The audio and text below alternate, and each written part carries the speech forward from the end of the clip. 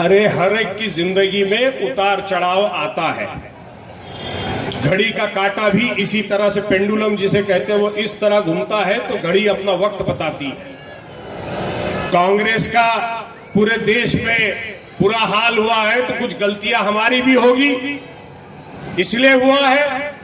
और जो आदमी और जो पार्टी और जो कौम अपनी गलतियों को स्वीकार ना करे और अपनी गलतियों को ना सुधारे तो वो इंसान भी नहीं और पार्टी भी नहीं।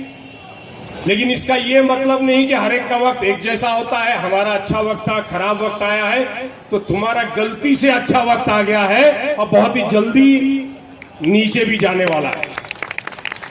क्योंकि बेवकूफ बनाने का काम जो है ज्यादा दिन चलता नहीं है। लोगों ने सोचा कि विदेश से पैसा आएगा, हर एक के अकाउंट में 15 लाख रुपए मोदी जी दाने वाले हैं, तो उत्तर प्रदेश के अंदर 80 में से 80 सीटें उत्तर भारतीयों ने दे दी। बोले 15 लाख रुपए में आप कहा बाबू अपने अकाउंट में आई हो क्या करबो कांग्रेस वाले ही का अपना एक ठो पैसा नहीं दी है। और मोदी जी कहा गए हैं बनारस में बस हमका वोट दई तो देखा हम क्या करेंगे। क्या पांडे जी हम सही कहा था कि गलत है? सही बात हुआ ना। अब ऐसा ही उल्लू बनाए हैं कि उत्तर प्रदेश में लोग जो जा रहे हैं, आजमगढ़ में जा रहे हैं, वहां से आके कहता अरे क्या उल्लू बनाया है। अभी हम गाली नहीं बकत नहीं तो उत्तर प्रदेश में एक बहुत बढ़िया गाली बोलते हैं, साला क्या हमका उल्लू बनाए। अब दिखाएगा आवाज है विधानसभा। उसी तरह से पूरे हिंदुस्तान में लोगों को लगा, शहर में लोगों को लगा अरे 15 लाख रुपया हमको मिलेगा, दे दो वोट। अरे शियाओं ने वोट दे दिया, खोजाओं ने दे दिया, बोरी काकाओं ने दे दिया। अब इस खोजा और बोरियों का तो मैं समझ सकता हूँ, बेचारे व्यापारी है, डर के मारे भी देते हैं और थोड़ी लालच में भी दे दिया होगा। वो भी बोलता है साला धंधा सत्यानाश हो गया, धंधा बंद हो गया। मारवाड़ी कहते हैं साला सोने का भाव कम हो गया। स्टॉक बाजार वाले कहते हैं भाव नहीं बढ़ रहा है। बिल्डर और व्यापारियों ने दिया कि भाई अभी देवेंद्र की सरकार आई है, ऊपर नरेंद्र नीचे देवेंद्र, तो अपना एफएसआई बढ़ के मिलेगा, ये होगा वो होगा। अब बोलते वो भी कुछ नहीं हो रहा है, वहां पे भी जो है पर स्क्वायर फीट का पैसा मांगा जा रहा है। तो लोगों को आप बहुत लंबे समय तक झूठ नहीं बोल सकते, बेवकूफ नहीं बना सकते। लोग बड़े होशियार हैं। मैं ये कह रहा था कि अब ये सेक्टर 4 के नाके के ऊपर ही आप देखो एक पतरा लगा हुआ है। यही खान साहब ने उसके बाजू का एक गार्डन डेवलप किया और उसके बाजू का जो प्लॉट अभी जिस पे पतरा बिल्डर ने, शांति स्टार बिल्डर ने लगाया है, जो आरजी का प्लॉट है, उसके ऊपर वो बिल्डिंग बनाना चाहता है। आज तक के जितने आरजी के प्लॉट थे हम लोगों ने वहां पे गार्डन ही बनाए, मगर जैसे खान साहब यहाँ से हटे और जो नगर सेवक शिवसेना का आया और हमारी जो नगर सेविका गद्दारी करके चले गई, इन दोनों ने मिल करके हफ्ता वसूली का काम सेक्टर 2 में 4 में और ये मंदिर का और ये जो प्लॉट है इसके ऊपर बिल्डर से पैसे लेकर के अपना मुंह पे ताला लगाने का काम किया और उसको बिल्डर को कहीं कहीं उसकी परमिशन मिली। मैं जाहिर से कहना चाहता हूँ कि शांतिनगर के बच्चों के खेलने के जो मैदान है, गार्डन है, प्लेग्राउंड है, आज के बाद ये महानगर पालिका की ताकत नहीं होगी कि वहां पर कोई गलत परमिशन दिया जाए। समाज के अंदर अंतर है।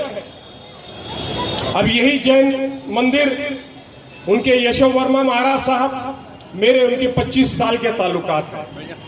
25 साल से जब प्रदूषण का महीना चलता है, दान पेटी लगती है, शिविर होता है, हर चीज के लिए मेरे नाम से वहां दान भी बोला जाता है, दान पेटी भी लगाई जाती है। इसी सेक्टर 3 के मंदिर के उत्तर के दिशा की जो दर्शन की मूर्ति है वो मेरे नाम से लगाई गई है, जाकर के मंदिर में देख लीजिएगा। ये सर्वधर्म समभाव को मानने वाले हम लोग हैं और यही वजह से इस शहर के अंदर अमन और शांति है। सभी कौम को एक नजर से देखने का काम हम लोग करते हैं और यही हदीस भी है आप रसूलुल्लाह सल्लल्लाहु अलैहि वसल्लम की कि अपने प्यार और मोहब्बत और इखलाक से दुनिया के अंदर इस्लाम बड़ा था, और जो शहर का बड़ा होता है, कौम का बड़ा होता है, इलाके का बड़ा होता है, चाहे वो राजा होता हो, उसे हर कौम को, हर मजहब के लोगों को एक जैसे, एक तराजू में तोलना चाहिए और एक नजर से देखना चाहिए। उसी नजर से, उसी तराजू से हम तोलते और देखते हैं। चाहे क्रिश्चियन समाज हो, चाहे साउथ इंडियन समाज हो, चाहे कोई समाज हो, हर एक को उनकी इबादत गाहों की जगह मुहैया कराने के लिए और पूरी ताकत से मदद करने का काम हम लोगों ने किया है। आज मीरा रोड स्टेशन का काम 25 करोड़ रुपया लगवा करके रेनोवेशन का काम हम लोग कर रहे हैं। वहां पे पार्किंग लॉट की जो प्लॉट है, वहां पार्किंग की बिल्डिंग बनानी है। अभी पिछले 27 फरवरी तक कांग्रेस और राष्ट्रवादी का मेयर और मम्मी उप मेयर थी। पिछले साल 8 करोड़ रुपए हम लोगों ने पास किया, टेंडर पास हुआ, स्टेशन के अंदर का काम स्टार्ट हुआ। 28 फरवरी को भाजपा और सेना का मेयर बैठा।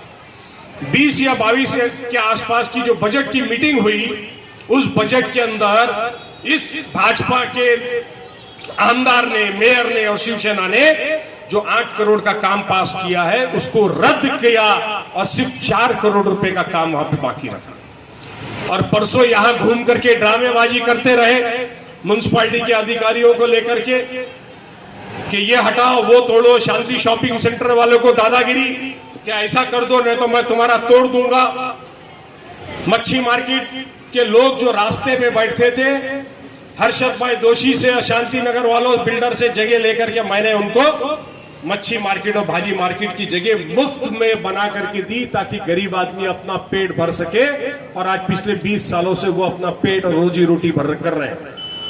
ये आमदार वहां घूम करके उन मच्छी बाजार वालों को, मुर्गी वालों को, मटन की दुकान वालों को, या भाजी के मार्केट वालों को और वो राष्ट्रीय शॉपिंग सेंटर के लोगों को ये दम मार के गया है कि हम इसको तोड़ेंगे।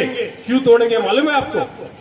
उस जमीन के अंदर का कुछ अधिकार, डेवलपमेंट राइट किसी का तो भी सही है गलत है वो खुदा को मालूम, क्योंकि बोगस करने का काम में बहुत मास्टर है ये आमदार। इस तरह से चर्चा सुनाई देती है हमेशा। तो वो डेमोलिश करके नीचे कमर्शियल बना के ऊपर रेसिडेंशियल बनाने का और पूरा कमर्शियल प्रोजेक्ट बनाने का उसका प्लान है, और लोगों को डराने का और धमकाने का और ये कहने का कि अगर ये बाय इलेक्शन में तुमने वोट नहीं दिया तो मैं तुम्हारा मार्केट तोड़ दूंगा, तुम्हारी बिल्डिंग तोड़ दूंगा। शॉपिंग सेंटर वाले दुकानदारों को, शॉपिंग सेंटर वालों को कहने का कि तुमने अगर ये नहीं किया तो मैं तुम्हारी ये तोड़ दूंगा। तो ये दादागिरी की भाषा अगर महानगर पालिका के महापौर और आमदार करेंगे तो उनको मैं कहना चाहता हूं कि अभी मुजफ्फर हुसैन जिंदा है, छेड़ो मत, छेड़ो मत। बहुत महंगा पड़ेगा, इतना महंगा पड़ेगा कि 2 साल के बाद में नजर नहीं आओगे, 5 साल का इंतजार करने की जरूरत नहीं पड़ेगी। आपने क्या समझ के रखा है? तुम्हारे बाप की जागीर है क्या? 13 साल की बच्ची के साथ में गलत हरकत करते हो। तुमको क्या लगा कि इस शहर के लोग सो गए हैं, मर गए हैं, उनकी आत्माएं मर गई है?